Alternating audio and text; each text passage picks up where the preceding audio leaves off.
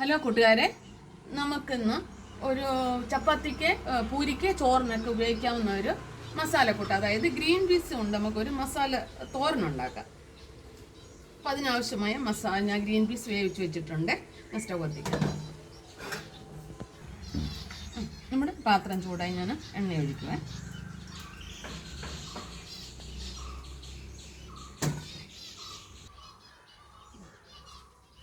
എണ്ണ ചൂടായി കടുക് കേട്ടോ.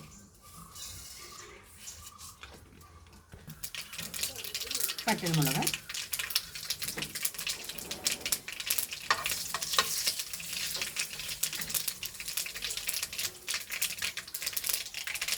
ഇത് 3 സവാള, 2 പച്ചമുളക്, അല്പം കരിയാപ്പില. അതുകൊണ്ട് ഇങ്ങനെയാണ് ഞാൻ അരിഞ്ഞേക്കുന്നത്. ചെറുതായിട്ടല്ല, ഈ നമ്മൾ ചതുരം പോലെ അരിയത്തില്ല, അതുപോലെയാണ് ഞാൻ അരിഞ്ഞേക്കുന്നത്.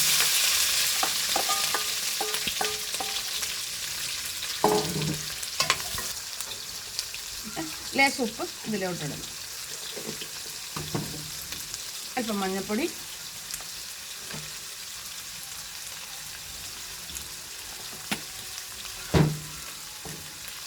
ഗരം മസാല,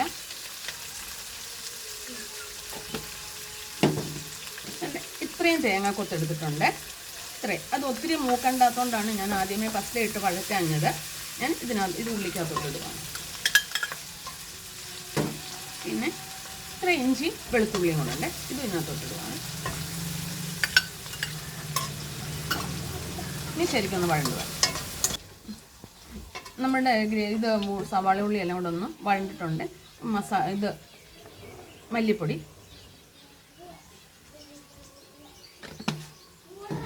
മൂത്ത് വരട്ടെ. നമ്മുടെ മല്ലിപ്പൊടി ഒന്ന് മൂത്തിട്ടുണ്ട്. അതിന് ആവശ്യമായ മുളക് പൊടി,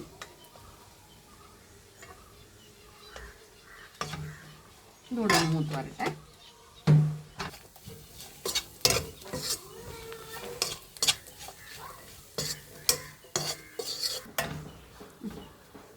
ഇത്രയും തേങ്ങാപ്പീരയുണ്ട്. ഈ തേങ്ങാപ്പീരയോട് നമുക്ക് ഇതിനകത്തിട്ട് ഒന്ന് വഴറ്റാം.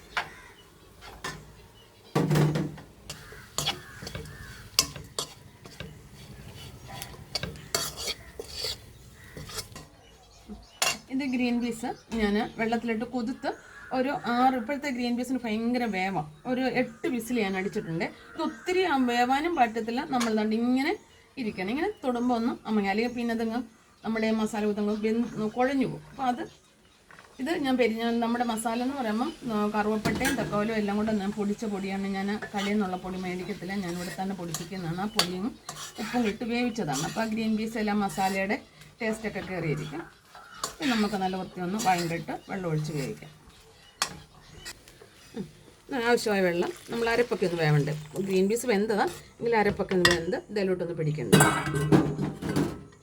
അടച്ചു വെച്ച് വേവിക്കാം. നമ്മുടെ ഗ്രീൻ പീസ് റെഡി ആയെന്ന് തോന്നുന്നു. വെള്ളമൊക്കെ പറ്റും. നമ്മുടെ ഗ്രീൻ പീസ് റെഡി ആയിട്ടുണ്ട്. നോക്കാം, ഉള്ളിയൊക്കെ ഒത്തിരി വെന്ത് പോകാതെ ഇങ്ങനെ തരിയായിട്ട് കിടക്കണം. കണ്ട, തേങ്ങാക്കൊത്ത് എല്ലാം ഉണ്ട്, പച്ചമുളകുണ്ട്, എല്ലാം ഉണ്ട്. നിങ്ങൾക്ക് ഇഷ്ടപ്പെട്ടില്ല. നമുക്ക് ചോറിനും ഉപയോഗിക്കാം. ഞാനിവിടെ മിക്കപ്പോഴും എടുക്കുന്ന ഒരു സാധനമാണ്. പിന്നെ ഇപ്പോൾ നോയമ്പായതുകൊണ്ട് ഇതൊക്കെയാണ് ഞാൻ ഓടുന്നത്. പിന്നെ ചപ്പാത്തി, പൂരിക്ക് നമുക്ക് എന്തിനു വേണമെങ്കിലും ഇത് ഉപയോഗിക്കാം.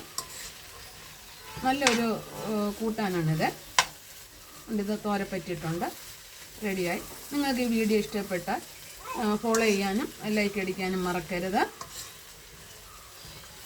Stove off ആക്കുവാണ്.